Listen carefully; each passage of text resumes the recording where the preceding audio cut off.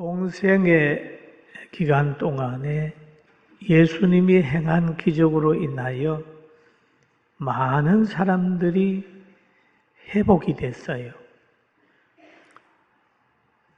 또 회복이 됨으로 인하여 예수님이 많은 사람들에게 인기가 많이 있었습니다.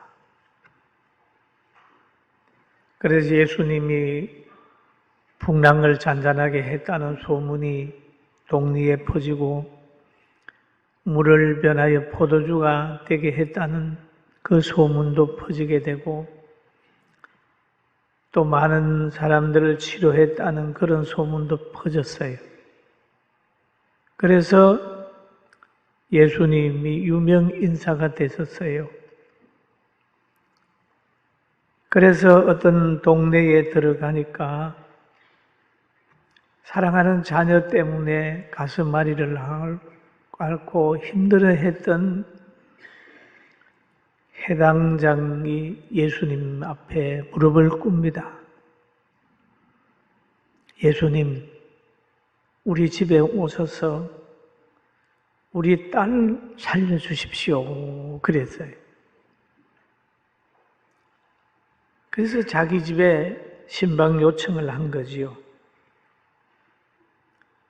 그 아버지가 앓고 있는 마음의 아픔은 하나밖에 없는 12살 배기 외동딸이 죽어가고 있는 거예요. 여러분, 부모에게 자녀는 그 가정의 희망이고 행복입니다. 희망과 행복이 꺼져간다. 그러니까 이 문제를 해결하기 위하여 예수님에게 와서 무릎을 꿇을 거예요. 부모가 돌아갔으면 땅에 묻지만은 자녀가 먼저 가면 어머니 아버지의 가슴에 묻는다는 말이 있잖아요. 굉장히 부모님들이 자녀를 많이 사랑하지요. 여러분, 자녀 문제는 그만큼 부모에게 관심거리고 부모에게 굉장히 귀한 거죠. 그래서 신방 요청을 받은 예수님이 그 야이로를 따라서 갈 때에 많은 무리가 따랐습니다. 가는 그 길에 12해를 혈루증으로 고생하던 여인이 여러 의사를 찾아가고 많은 사람을 찾아가는데 못 고쳤어요. 그래서 그의 마음속에 이 마음을 품은 겁니다. 마태복음 9장 21절에 보니까 이런 말이 있죠. 이제 제 마음에 그 겉옷만 만져도 구원을 받겠다 함이라. 의사를 찾아가서 못 고치게 되니까 이제 그가 예수님의 소식을 듣고 내가 예수님 옷자락만 만져도 낫겠다라고 하는 믿음이 생겼죠. 가서 만졌습니다. 그랬더니 변화가 왔는데 누가복음 8장 44절에 보니까 손을 대니 예수님에게 손을 대니 혈루증이 즉시 거쳤더라. 즉시 거쳤다. 혈루증은 하혈하는 것 같습니다. 12년 동안 그 병에 시달렸으니까 얼마나 이 불행한 여인이었겠어요. 그런데 예수님의 옷자락을 만져 즉시 거쳤더라. 하나님은 치료하고 예수님 치료할 때는 그 세상처럼 하는 게 아니라 즉시 변화를 준다는 거예요. 할렐루야. 믿습니까? 저는 이 사건을 믿어요. 그 예수님께서 그러는 거예요. 야, 누가 내 몸에 손댔네? 그렇게 얘기를 합니다. 내게 능력이 나갔다? 그러니 이 말을 들은 베드로는 손댄 사람이 없고요. 모든 사람이 밀기 때문에 손댄 것처럼 느껴질 겁니다. 그렇게 얘기를 합니다. 그런데 예수님은 옷자락에 손을 댔는데 알고 계셨어요. 능력이 나갔다. 그래서 무리를 돌아보면서 누가 나에게 손댔냐? 그렇게 하니까 여자가 스스로 숨기지 못할 줄 알고 떨며 엎드려 그 손댄 이유와 왜 손을 댔는지를 설명을 하는 거예요. 예수님, 제가 12해를 혈류증으로 앓았거든요. 그래서 예수님의 옷자락만 만져도 나을 수 있다는 믿음이 생겨서 예수님의 옷자락을 댔습니다. 잡았습니다. 그렇게 얘기를 하는 거예요. 이유를 얘기해. 왜 손을 댔는지 이유를 얘기를 하고 그 나은 것, 손을 댄 후에 즉시 깨끗하게 된 것을 모든 사람의 앞에서 말했다. 그렇게 돼요. 그래서 이 여인은 숨기지 않고 은혜 받은 자는 예수님 앞에 솔직한 사람 앞에서 간증할 수 있어야 돼요. 할렐루야. 예수님 앞에 솔직하고 사람 앞에 간증을 한 거예요. 여러분, 우리는 손을 댄 자신의 행위보다는 하나님의 능력을 먼저 생각해야 됩니다. 자기의 기도하는 행위보다는 응답하시는 하나님의 은혜를 생각하고 영광을 하나님께 돌려야 됩니다. 할렐루야. 응답하셨다. 잘못하면 기도의 행위만 강조하고 치료해 준 것에 대한 은혜를 잊어버릴 수가 있어요. 자녀가 자기가 부모에게 뭘 달라 그랬단 말이에요. 달라 그런 것만 강조하면 안 되잖아요. 주신 부모가 소중하잖아요. 나의 부탁을 들어줬다. 그래서 영광을 부모님께 늘 감사해야 되는데 자기가 달라고 했더니 하고 해버리면 안 되지 않습니까? 여러분, 씨를 심는 농부는 심는 것에 대한 자부심보다도 자기가 심었을 때 땅 밑에 썩지 아니하고 그걸 자라게 하고 거두게 하시는 하나님의 은혜를 생각하면서 늘 감사하고 찬양해야 될 줄로 믿습니다. 할렐루야. 지금까지 살아간 거 여러분 보세요. 다 하나님의 은혜. 교회를 봐도 하나님의 은혜고 나라를 봐도 하나님의 은혜고 가정을 봐도 하나님의 은혜고 하나님의 은혜가 아닌 게 아무것도 없어요. 할렐루야. 그 예수님이 이제 그렇게 자기 앞에 고백하고 낳은 것을 많은 사람에게 얘기하는 그 여인을 향해서 그랬어요. 딸아, 너의 믿음이 너를 구원하였으니 편안히 가라. 평안히 가라.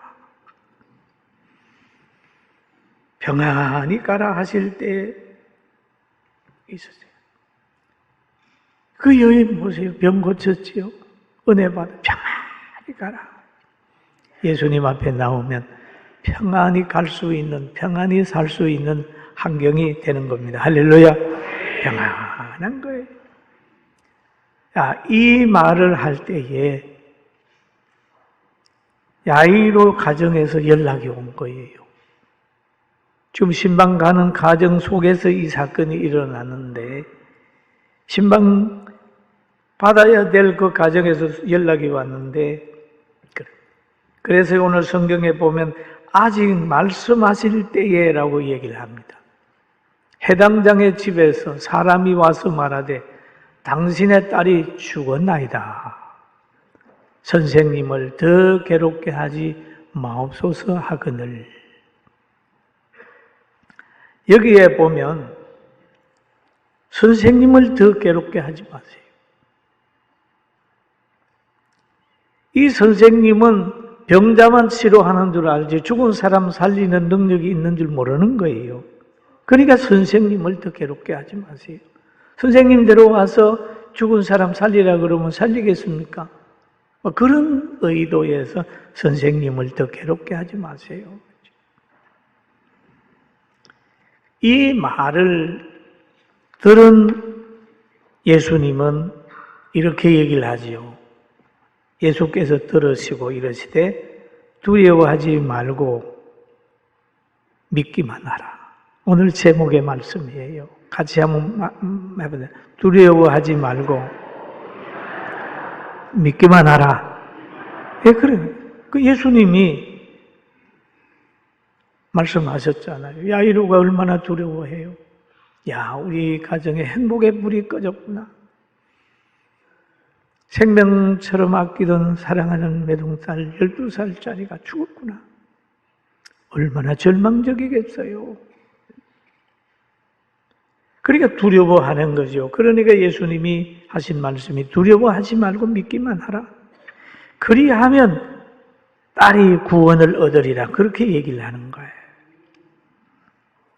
여러분, 사람을 변화시키고 병을 치료시키고 오병이의 기적을 나타내고 물고기 2마리에 보리떡 5개로 5,000명을 먹이시고 역사하시는 하나님을 보고 난 여러분 가정이나 직장이나 이런 어려움이 있을 때 두려워하지 말고 믿음의 행위를 가지고 일어나기를 주의 이름으로 축원합니다. 축원합니다. 믿음의 행위를 가지고 환경과 사람을 두려워하지 말고 천국을 바라보고 눈에 안 보이는 하나님의 역사를 눈으로 볼 수 있는 그런 환경을 만들어야 돼요. 구약 성경에도 보니까 모세가 떠난 후에 여호수아가 이스라엘 백성의 후계자가 되고 지도자가 되는데 그 광야 40년 동안 지친 백성들을 이끌고 가나안에 자리 잡은 그 사람들하고 전쟁을 해서 그 땅을 차지하라고 그랬거든, 하나님이.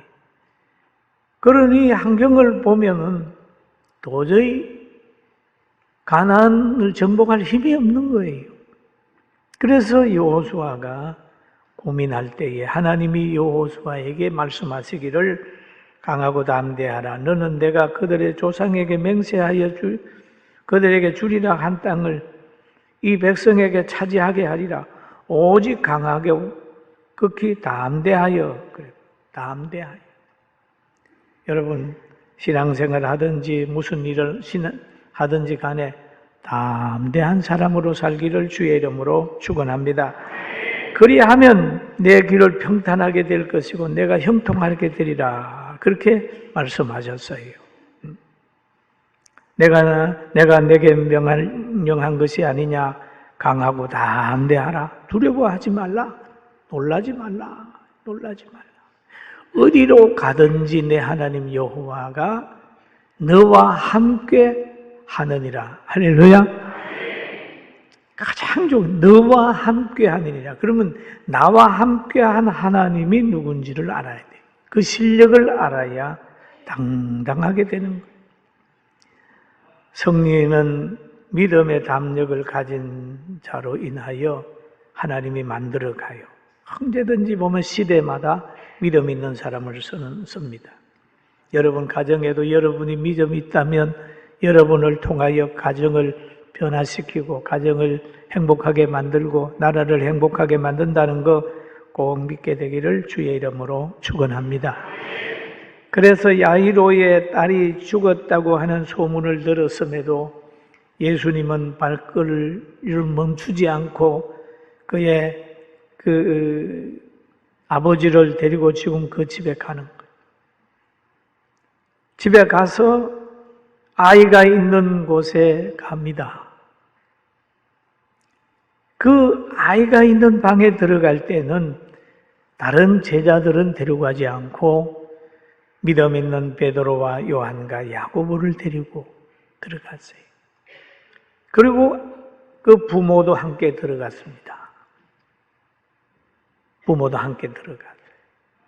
그러면 기도하는 데에는 믿음이 없는 사람들과 같이 하면 지장을 받습니다. 뭐 저게 되겠냐, 뭐 이렇게 되거든요. 근데 여기에는 믿음 있는 사람이 들어간 거예요. 그 아이를 사랑하는 사람도 부모가 하고 같이 들어갔어요. 믿음 없는 자들은 기도하는 걸 보면서 의심을 하는 겁니다. 성경에 보면 그런 말이 있어요. 죄인은 의인들의 모임에 들지 못하리로다. 그런 말을 다윗은 시편 23편의 시 중에 한 구절 딱 넣고 있습니다.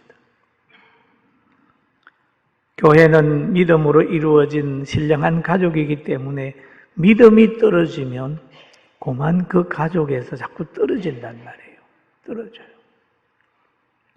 어디로 가든지 믿음을 잘 키우게 되기를 주님의 이름으로 축원합니다. 그런데 믿음의 행위가 두 가지 평가를 받습니다.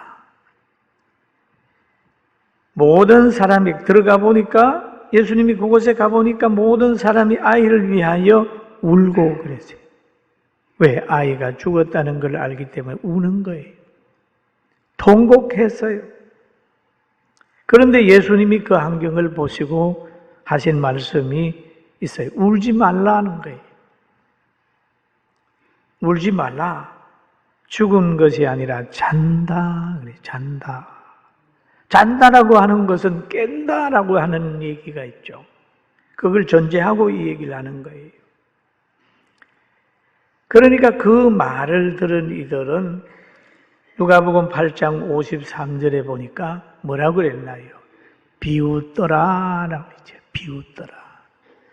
믿음의 행위가 때로는 불신자들에게 비웃음거리가 됩니다. 비웃어요. 비웃는 사람들이 있는 그 환경 속에서도 예수님은 아이의 손을 잡고 불러 이르되 아이야 일어나라. 일어나라. 그러니까 그 아이가 일어났어요. 영혼이 돌아왔다. 그랬습니다. 영혼이 돌아왔다. 이 가정에는 예수님으로 인하여 희망이 생기는 거예요. 등불이 꺼지지 않았어요. 주 예수를 믿어라. 그리하면 너와 내 집에 구원을 얻으리라. 그렇게 얘기를 했죠. 예수님으로 인하여 이 가정이 지금 회복이 되는 거예요. 그리고 믿음의 행위는 기적을 만들어내는 거죠. 예수님과 동행하면 기적을 체험합니다. 아이야 일어나라 하시니 그러죠. 누가복음 8장 55절에 보니까 그 영이 돌아와 아이가 곧 일어나거늘 예수께서 먹을 것을 주라 명하시니 영이 돌아왔다. 우리가 연세가 많이 돼서 세상을 떠나면 영이 하나님의 나라가, 영혼이 하나님의 나라 가서 영원히 누려요. 그리고 이 땅에서는 그 영의 역사로 영으로 인하여 육이 지배를 받습니다. 그리고 육이 지배를 받고 우리의 육체는 뭡니까? 음식을 먹음으로 지탱을 하는 거예요. 행함 없는 믿음은 죽은 믿음이라고 그랬잖아요. 영혼 없는 몸이 죽은 것 같이 행함 없는 믿음은 죽은 것이니라. 예수님의 한마디로 아이의 떠난 영혼이 돌아왔어요. 영이 돌아왔어요. 그러니까 육체가 일어나는 거예요. 그리고 일어난 육체로에게 예수님 말씀하시기를 먹을 걸 주라 그랬지 않습니까? 영은 예수님으로 말씀으로 성령으로 산다면 육체는 물질 먹어야 살잖아요. 오늘 본문을 생각하는 것은 왜 죽은 아이를 살아난 것을 많은 사람에게 알리라고 말하지 않고 그것을 많은 사람에게 얘기하지 말라고 그랬냐? 여러분 의심이 가잖아요.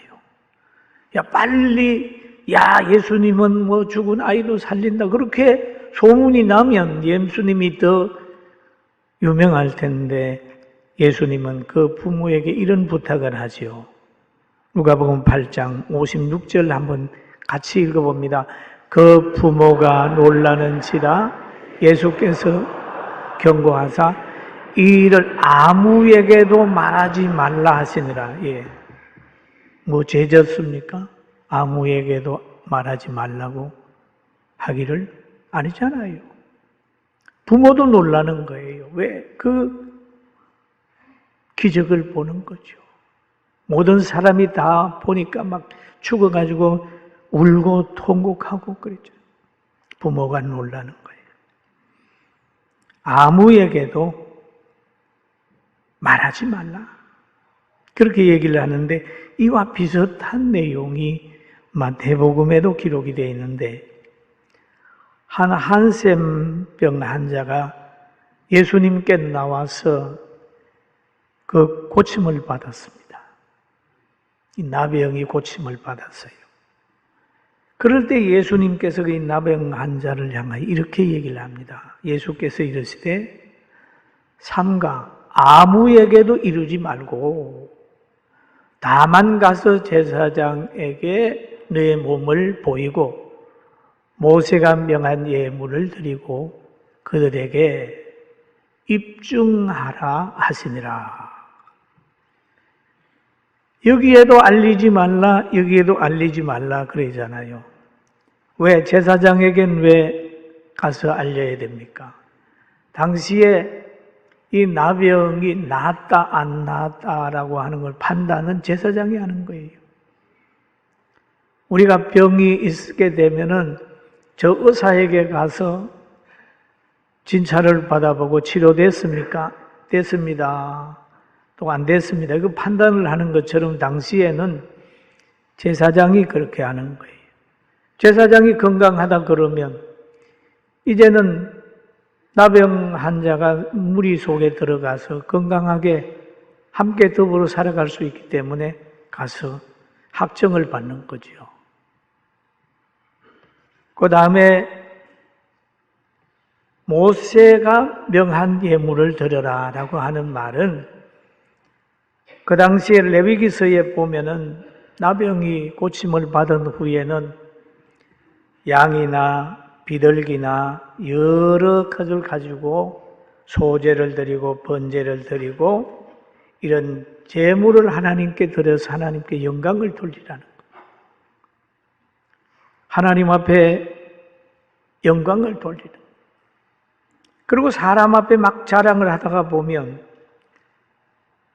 이 신약에 와서 예수님에게 대한 사람에게 자랑을 하다 보면 모든 사람이 목적을 영혼 구원이나 하나님의 나라에 대한 관심보다는 병곤 치료 온다고 한 줄로 쫙 써버리면 주님이 오신 목적하고는 좀 달라지는 거예요.